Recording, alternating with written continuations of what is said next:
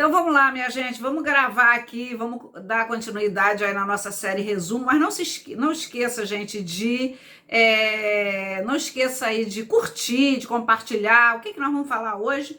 Hoje, então, nós vamos falar de cessação do contrato de emprego.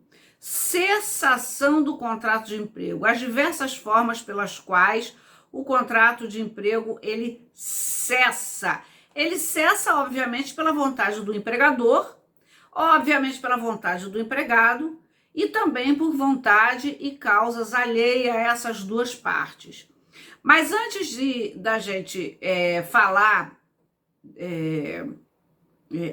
a origem, né? Eu vou fazer uma aula assim, um resumo bem didático, né? Porque não é um curso, é um resumo mesmo.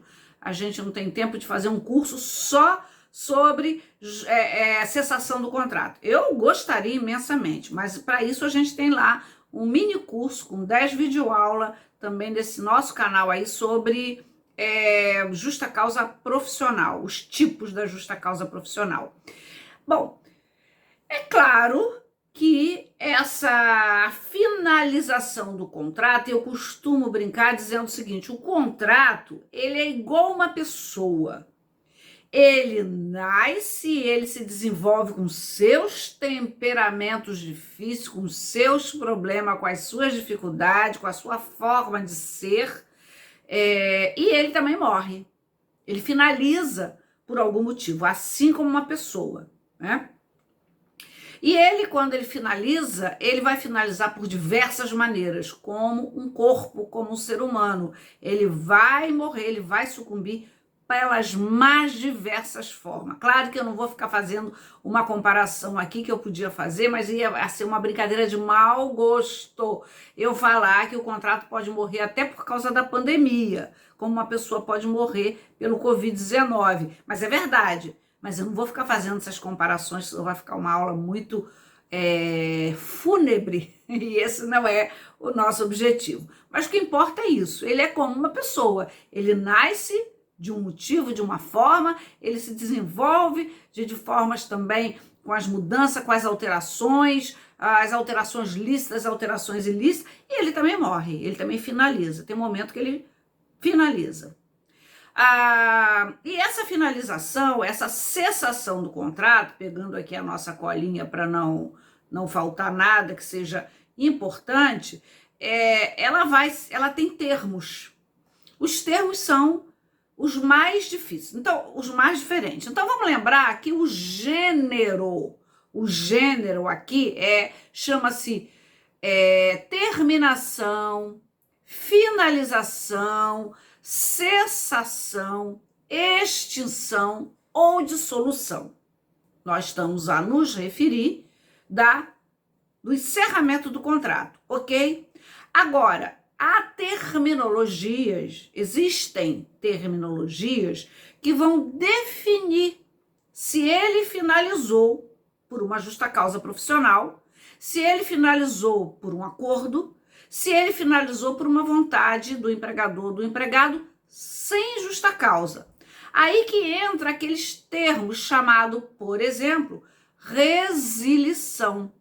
A resilição ocorre, é uma espécie do gênero finalização, cessação, terminação, e a resilição, ela se dá quando o contrato termina por mera vontade de uma das partes, seja ela o empregador, seja ela o empregado, ok?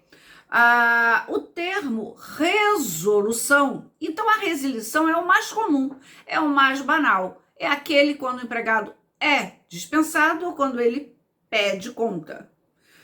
Resolução já é um termo que identifica quando o empregado é dispensado havendo um motivo plausível chamado justa causa, que obviamente nós vamos cuidar. E também se aplica a resolução quando é uma iniciativa do empregado, porque o empregador deixou de cumprir obrigações básicas ou ele incorreu naqueles tipos lá do artigo 4 462 da CLT, 463 da 483, desculpe, da CLT, que são aqueles tipos que nós vamos analisar que o empregador comete e que é motivo de justa causa, certo, minha gente? Então, é claro que um leigo ele pode dizer, meu contrato acabou, meu contrato terminou, mas quando nós vamos elaborar uma petição, ou quando nós vamos fazer uma palestra, quando nós vamos fazer um parecer, um encaminhamento ou uma sentença, o termo correto ele vai identificar tecnicamente como esse contrato encerrou. Então é muito importante para nós estudiosos do direito do trabalho. Já a rescisão é a ruptura do contrato, é a finalização do contrato, é a cessação do contrato, ou seja, é uma das espécies da cessação do contrato que se dá por uma nulidade. E o exemplo clássico que eu gosto muito de dizer é aquele da súmula 363 do TST, ou seja, o juiz declara nulo um contrato de um trabalhador junto a um município, porque embora ele tenha carteira anotada, embora ele trabalhe há 10 anos, embora ele receba salário, embora ele tenha continuidade, embora todos os requisitos de uma relação de emprego, além disso, a carteira de trabalho anotada, ele não observou a formalidade que o contrato requer, qual seja artigo 37, inciso 2, se não me engano, o 2 da Constituição Federal, que é se submeter a um concurso público. Então, quando ele não submete um concurso público, esse contrato é nulo de pleno direito, viram? Então, isso daí é o que se chama rescisão. E a quarta espécie desse termo, desse gênero, é a dissolução do contrato. Antes do advento da Lei 13.467 de 2017, nós tínhamos muita dificuldade de encontrar um exemplo para o distrato, porque o distrato, ele vem lá do Código Civil, do artigo 472 do Código Civil, não, da CLT está no 472, o antigo, mas ele está lá no Código Civil e ele se refere a uma finalização do contrato por vontade das duas partes, né? Mas nós não tínhamos muito esse exemplo na CLT, era uma exceção da exceção aí, prevista aí, alguns autores até falavam, alguma coisa muito tímida, mas depois do advento da Lei 13.467 de 2017, onde se permite que as partes finalizem o seu contrato por vontade própria, isso já ficou tranquilo. Então, hoje, a gente pode efetivamente adotar essa terminologia e achar e localizar isso na CLT a partir da Lei 13.467, segundo a qual, lá no capítulo da finalização dos contratos, extinção do contrato, as duas partes podem, de comum acordo, pactuar o término do contrato ou o termo do contrato. Bom, e quais os direitos para cada um e para cada outro? Para cada um e o outro. Isso aí nós vamos ver no decorrer de quando nós tratarmos, no decorrer da aula, quando nós tratarmos aí de cada um separadamente. O que nós trouxemos agora é a compreensão de que há um gênero e que as espécies definem exatamente como um contrato terminou do ponto de vista técnico. Bom, e onde que eu acho na legislação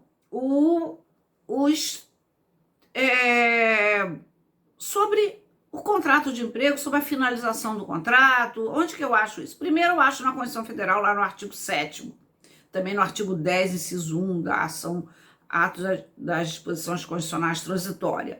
Eu acho também na CLT, vários artigos 14, 147, 165, 467, 484, 482, 483, 487, 477. Eu vou achar no Código Civil, tem também de forma tímida lá, mas obviamente que 1170 a gente vai tratar dessa forma aí de finalização pelas duas partes. A Lei 8.036, que é a Lei de Fundo de Garantia de 1990, e diversas súmulas do Tribunal Superior do Trabalho, além das orientações jurisprudenciais, que eu não vou ler aqui para não ficar uma coisa muito cansativa, muito enjoada, certo? Bom, E aí, em linhas gerais, é essa parte geral. Vamos analisar agora, nesse primeiro momento, a finalização do contrato originada pelo empregador. Ou seja, originada pela vontade do empregador. E aí vai caber aquelas espécies: resilição, resolução e outras que eu não contemplei aqui, que pode ser morte do empregador individual, né? A morte do empregado. Isso tudo a gente vai fazer uma análise. Muito bem, a decisão do empregador, a primeira delas, a mais comum, aquela que eu digo que é o feijão com arroz, né, da finalização do contrato, é a dispensa sem justa causa. Dispensa ou despedida sem justa causa, né? É o famoso fui mandado embora, fui despedido, né? E aí a gente vai encontrar isso na Constituição Federal, vamos encontrar o artigo 7º, inciso 1º, os incisos 1º e também os incisos 27, 17, aliás, que tem uma coisa interessante, mas eu não quero entrar nesse debate agora, porque ele é um debate mais longo, que quando a Constituição Federal de 1988, ela veio, ela foi... veio a lume, ela trouxe a proibição da dispensa arbitrária. Isso deu panos para manga, muita discussão, afinal de contas, o que é o que não é dispensa arbitrária? Toda vez que mandar embora é uma dispensa arbitrária, não é dispensa arbitrária? O que se considera uma dispensa arbitrária? Afinal de contas, mandar embora sem uma justificativa específica é uma dispensa arbitrária?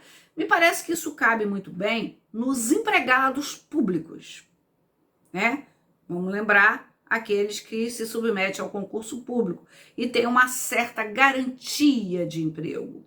Os petroleiros, funcionários do Banco do Brasil, de Correios e Telégrafo e por aí afora.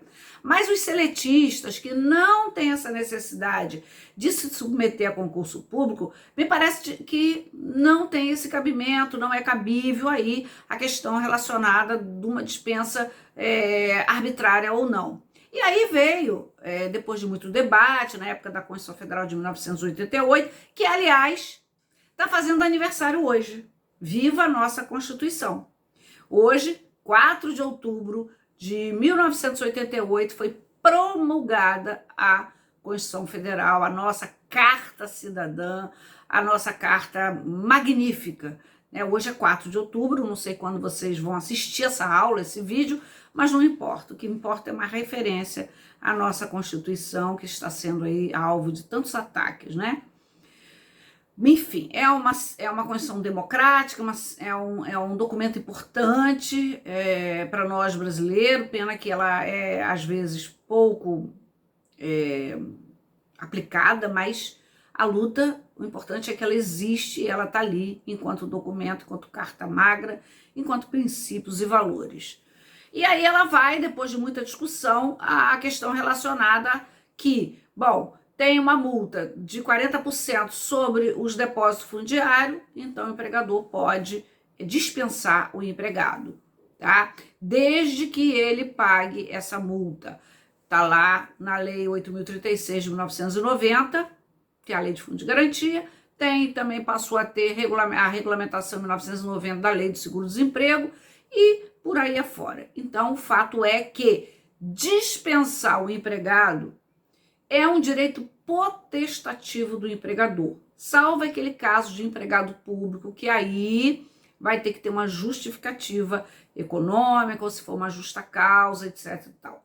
Portanto, a natureza jurídica da dispensa, dessa forma de finalização do contrato chamada resilição por iniciativa do empregador, minha gente, é um direito potestativo. O que é o direito potestativo? É aquele direito relacionado à vontade própria que não depende do aceite da outra pessoa. O direito potestativo, portanto, não depende do aceite do outro, da outra parte, tá? Uma questão aqui também que sempre nos chama muita atenção bom, como é que eu faço essa dispensa? eu preciso de ter um requisito, tem que ser formal, tem que ser por escrito? Claro que a lei não estabelece. Da mesma forma que o contrato de emprego ele pode nascer de forma tácita, expressa escrita ou expressa verbal, a dispensa também dessa modalidade, ela não precisa necessariamente ser escrita, mas digo sempre isso, melhor que seja. É um cuidado, é um zelo e é uma prevenção de problemas que ela seja escrita. Porque senão fica aquela velha história, o empregado vai para a justiça e diz que foi dispensado, o empregador diz assim, não, eu não dispensei esse empregado, ele simplesmente saiu.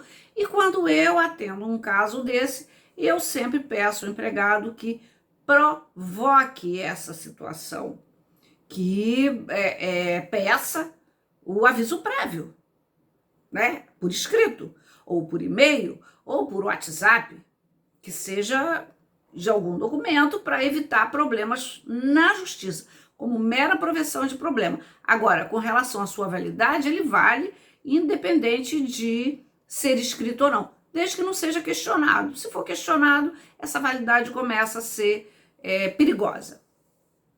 Então, portanto, não há forma específica. Mas o seu requisito de validade, é claro que é uma declaração de vontade. A parte tem que declarar a vontade de dispensar, né? A parte que foi dispensada, obviamente, ela tem que ser maior, né? Então, essa é uma das grandes questões aí relacionada a essa finalização do contrato por esse modelo. Ainda nós temos aqui, por iniciativa do empregador, né, a famosa dispensa obstativa e também a famosa dispensa retaliativa, né? Além da dispensa por justa causa que eu vou falar. O que é essa dispensa, minha gente, obstativa? É aquela dispensa em que o empregador o faz com a intenção de fraudar um direito que o empregado, porventura, tenha para uma condição para implementar algum direito. Exemplo, o empregado tem na sua norma coletiva, isso tem, se não me engano, na norma do bancário, que quando ele completar 30 anos, por exemplo, estou dando um exemplo, não tenho certeza, mas o bancário tem alguma coisa assim. Quando ele completar 28 anos e que ele estiver prestes para se aposentar aos 30 anos, ele não pode ser dispensado injustamente. Justa causa é diferente. Justa causa ela vai caber em qualquer situação. E aí a empresa vai e dispensa exatamente para evitar que ele implemente essa condição aqui de ter o direito à garantia de perfazer o tempo para não ser, para se aposentar. Então, é algo assim que na prática quer dizer, se ele atingir 30 anos, ele não pode ser mais mandado embora, porque ele está prestes a se aposentar.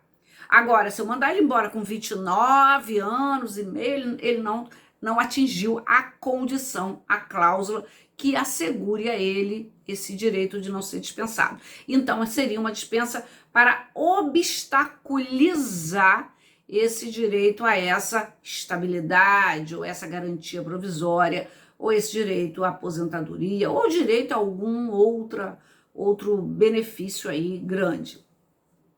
Essa é a obstativa. Então, a terceira modalidade aí de iniciativa do empregador. A primeira, dispensa imotivada, né, que se chama resilição. Essa é a obstativa. E nós temos uma terceira aí, essa é a segunda, aliás. E temos uma terceira, que é a dispensa retaliativa. O que é a dispensa retaliativa, minha gente? É quando o empregador manda o empregado embora, não por ele não ser um bom empregado, não por ele não atender a demanda, não por ele fazer bem as tarefas dele, mas como uma forma de retaliar, de perseguir por ele ter feito alguma coisa que vai de encontro aos interesses da empresa, mas não é algo banal. Que exemplos eu posso trazer para vocês? Eu tenho, inclusive, um caso prático. O primeiro exemplo, quando esse empregado ele vai para a justiça e testemunha, ele foi arrolado, e quando ele chega lá, a empresa combina com ele, olha, você cuidado que você vai dizer, hein? Não diz isso, não diz aquilo. Ele chega lá e diz exatamente o contrário. E o que ele diz favorece o trabalhador. Por exemplo, ele diz assim, sim, nós marcávamos ponto e voltávamos para trabalhar. Isso é péssimo para a empresa, porque a defesa diz assim, não, marcava ponto e ia embora, né? Ou então ele diz assim, olha, nós trabalhávamos até 8 horas da noite, de 19, de 11 horas até as 20 horas. E eu usei 8 horas da noite, que às vezes é uma expressão própria da parte da testemunha em juízo. E com isso ele vai, e a empresa não tinha 10 empregados, hoje são 20. Então, portanto, não precisava de ter controle escrito. Então, ele comprovou a existência de horas extraordinárias em desfavor da empresa. Como ele é empregado, a empresa resolveu, mandar embora. Outro exemplo também que acontece é greve. Embora a greve seja um direito, mas esse empregado, às vezes, ele é dispensado porque ele fez greve, porque ele fez piquete, embora seja um direito. Bom, ou ele faz uma propaganda eleitoral para o candidato contrário aos interesses daquele empregador, eu já tive um caso assim, né? Ele foi votar, né? Votar não pode, mas ele vivia vestindo a camisa e estava lá no dia da eleição, lá com a camisa do candidato anterior, quando ele trabalhava para um candidato. E ele foi mandado embora. Se prova isso na justiça, ele é reintegrado, porque é uma dispensa retaliativa da mesma forma que a obstativa. Tem o direito a retornar ao trabalho. E o que se pede é exatamente isso. Não é uma indenização. O que eu vou pedir? Uma indenização? Não. Eu vou pedir que ele seja reintegrado ao trabalho. E na medida em que ele for reintegrado, claro que depois, um mês depois, 2 meses depois, a empresa pode dizer, não, estou mandando embora, não estou dizendo motivo, questão econômica, aí vai ser difícil reintegrar. Mas nesse primeiro momento, o que ele tem direito é ser reintegrado, entendeu, gente? Então, essa seria a dispensa retaliativa.